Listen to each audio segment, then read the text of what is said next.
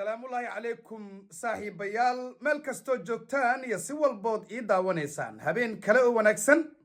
kuna soo dhawaada barnaamijkeenii bandhiga caawana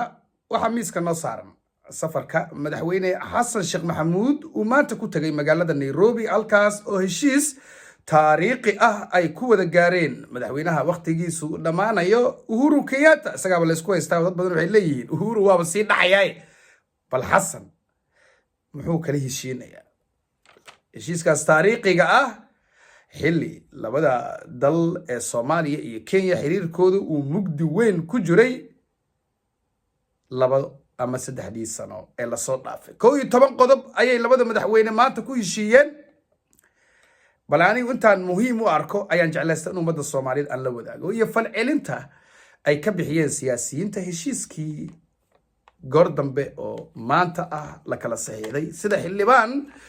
kula najiis oo soo qoray maxaa faa'iidnay jawaabta bogiisa aan ka bixiyay inkastoo dadka qaar ay soo qorayaan goombaartii le waaye iyo waxa loola jeedo kelmadaas ayaan barnaamijka caawa ku qaadaa dhigi doonaa Soomaaliya heshiiska maxaa dan u ah maxaase dan u ahayn kullay anigu dhowr qodob ayaan soo xushay oo rabaa in muhiimadda ilan waa dheer tahay in muhiimadda ka qaato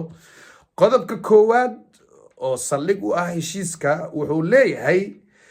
in la xoojiyo muhiimadda xiriirka labada dal xasiloonida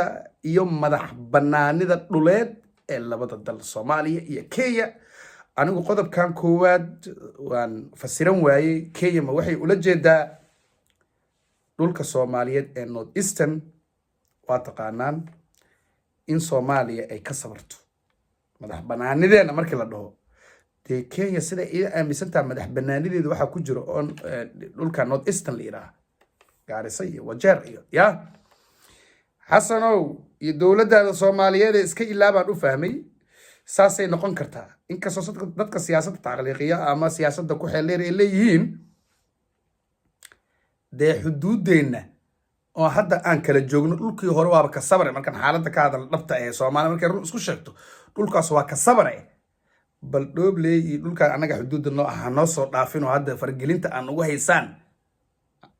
Kenya iyo duqeymaha aad wadaan fargelintaan joojiya muhiimadda qodobka koowaad taas ka qaadanayna qodobka labaad maxaan ka qaadan karnaa xaqiijinta labada dal ee dhanka amniga iskaashiga dhanka amniga sida shabaab oo kale isla qodobka waxa la leeyahay labada dal amniga in ay iska kaashadaan amni haddii la iska kaashanayo waa in labada ciidan ay wada shaqeeyaan in labada madaxweyne ay iska warhayaan in labada wasaaradda arrimaha dibadeed amniga la iskaga kaashan kara ciidan bis waaya qodobka shanaadna fududeynta duulimaadyada labada dal sida in Kenya Airways ay duulimaadyadii Muqdisho oo la hakiyay dib loo bilaabo waa very important way qodobka Soomaalida muhiim u yahay duulimaadyada labada wadan oo isku furmaayo way Kenya Airways ayaa xamar imaanaysa wax ummadda wanaagsan iyo Soomaaliya iyo ummadeena u wanaagsan way qodobka lixaadna wuxuu leeyahay iskaashiga labada dal dhinaca ganacsiga kheyraadka sida kalluunka Soomaaliya oo kale in loo dhoofiyo Kenya ayaguna jaadkii miraaga ahaa ay Soomaaliya keenaan wixii ka dambeeyay bisha Agoosto anagana kalluunka awal maxaa la sameeyay jiray jaadka Kenya waa la keeni jiray laakiin anaga waxba ma iibgeey jirin hadda export iyo import way anaga waxba keensanayna waxna waan laga qaadanaa kalluunkeena la qaadanaa anaga jaadka keenayaan jaadku malaayiin Soomaaliya ayaa iskuul la'aan ku dhacday dugsi la'aan ku dhacday hooyooyin Soomaaliyeed ayaa ganacsi la'aan ku dhacday marka ganacsiga Soomaaliyeed qaas ahaan bulshada rayidka miisaaniyadooda hoos bay u dhacday haddana insha Allah way kaba doontaa qodobka toddobaad fiisaha dalku galka Kenya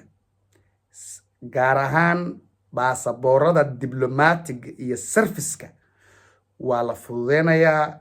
wax ka yar 48 saac ayay ku helayaan madaxda Soomaalida sida senatarada xildhibaanada wasiirada iyo qaybaha kala duwan ee shaqaalaha dawladda xukuumadda dhamaan dadka caadiga ah ee baasaboorka Soomaaliga haystana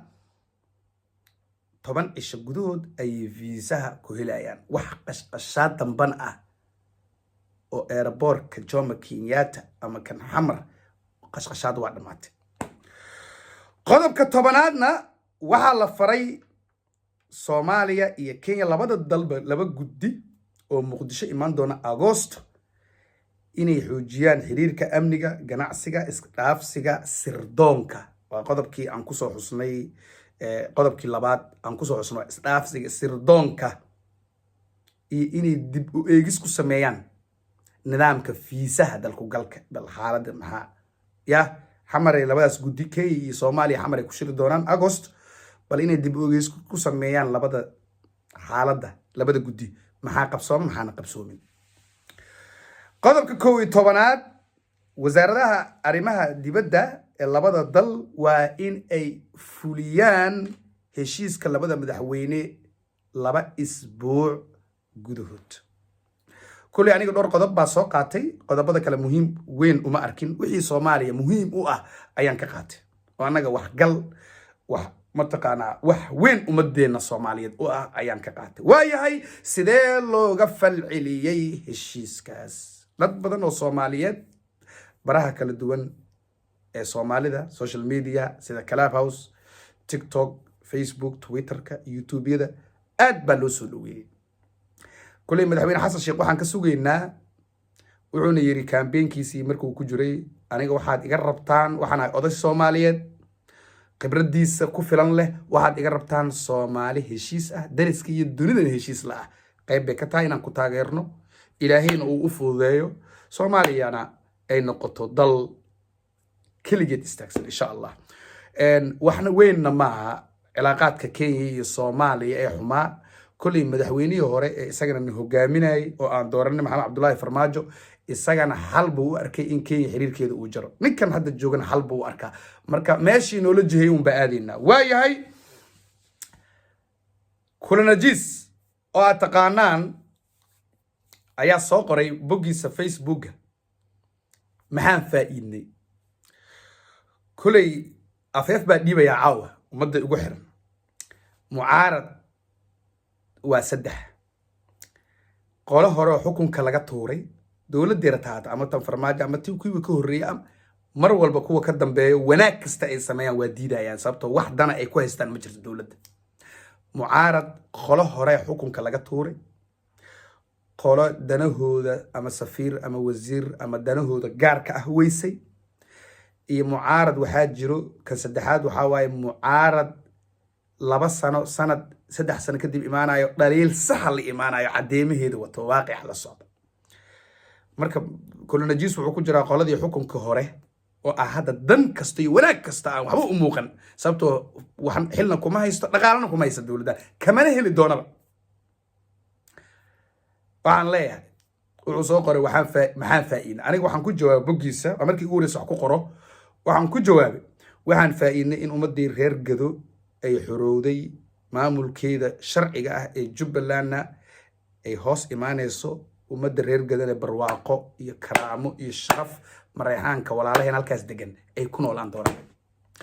laakiin dad badan baa waxay soo qoreen goombaartii le waaye. marka goombaartii odayga hadda korsa John baa ugu jawaabay anigu afkeyga ma dhihi karo goombaartii nin weyn oo ciyaar ahay oday ah ma dhihi karo goombaartii le waaye. laakiin somehow siyaasad ahaan marka la fiirsado iska goombaartii le waaye.